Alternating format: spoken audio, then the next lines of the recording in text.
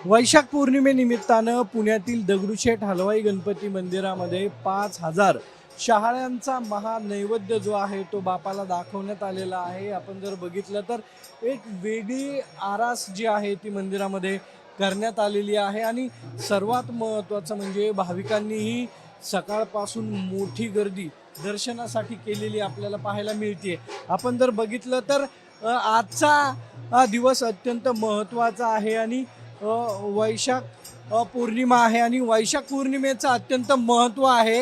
नेमका काय महत्त्व या पौर्णिमेचं? 5,000 शाळांचा महानैवेद्य जो आहे तो बापाला दाखवतो।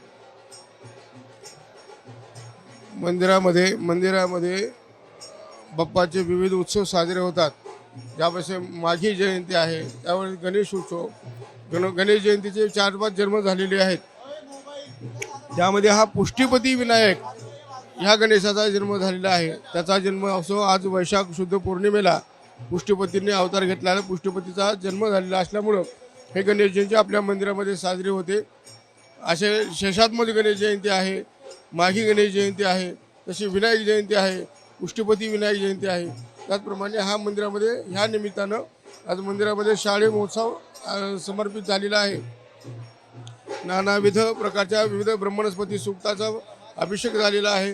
पुन्हा अजून गणेश यागाची सेवा चालू आहे।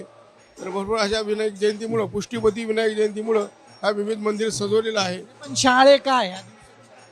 हा शहाळे हे एक पौष्टिक पेय आहे ते, आणि गणेशाला फार आवडतं हे शहाळेचं। हे जसं श्रीफळ म्हणतो आपण, त्याप्रमाणे हा गणेशाला शहाळे फार आवडतं हे आहे फळ असल्यामुळं त्याला शहाळ्याचं महत्त्व आज लावलेलं आहे।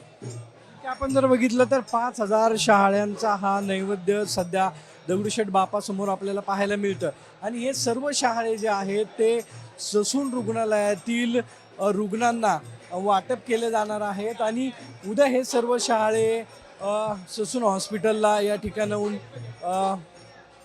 नेले जाणार आहेत आणि रुग्णांना ते दिले जाणार आहेत। कॅमेरामन किरण काजळेसह सागरवाड, साम टीव्ही। देश विदेशातील प्रत्येक घडामोडींचे लाईव्ह अपडेट मिळवण्यासाठी आता साम टीव्हीच्या सर्व सोशल मीडिया प्लॅटफॉर्मला लाईक, फॉलो आणि सबस्क्राईब करा। तसंच सर्व नोटिफिकेशनसाठी बेल आयकॉन प्रेस करायला विसरू नका।